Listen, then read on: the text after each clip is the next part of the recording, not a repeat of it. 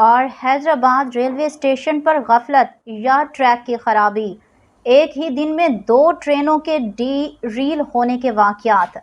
Railway इंतजामिया की कारकर्दगी पर सवालिया निशान लगा दिया है।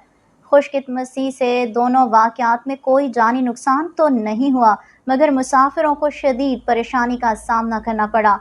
कराची से रावलपिंडी जाने वाली पाकिस्तान एक्सप्रेस हैदराबाद स्टेशन से रवाना हुई ही थी कि प्लेटफॉर्म नंबर 3 से गुजरते हुए यार्ड में पहुंचते ही उसकी एक बोगी पटड़ी से उतर गई। रेलवे ज़राए के मुताबिक दोनों हादसात में कोई जानी नुकसान नहीं हुआ, जबकि पाकिस्तान एक्सप्रेस के डी-रील होने वाली बोगी को ट्रेन से अलग करके नई बोगी लगाकर ट्रेन को रवाना कर दिया गया है। मुसलसल हादसात ने रेलवे ट्रैक की हालत और इंस्पेक्शन सिस्टम पर सवाल उठा दिए हैं। मुसाफिरों का मुतालबा है कि जिम्मेदारों के खिलाफ कार्रवाई की जाए ताकि मुस्तकबिल में ऐसे वाकयात से बचा जा सके।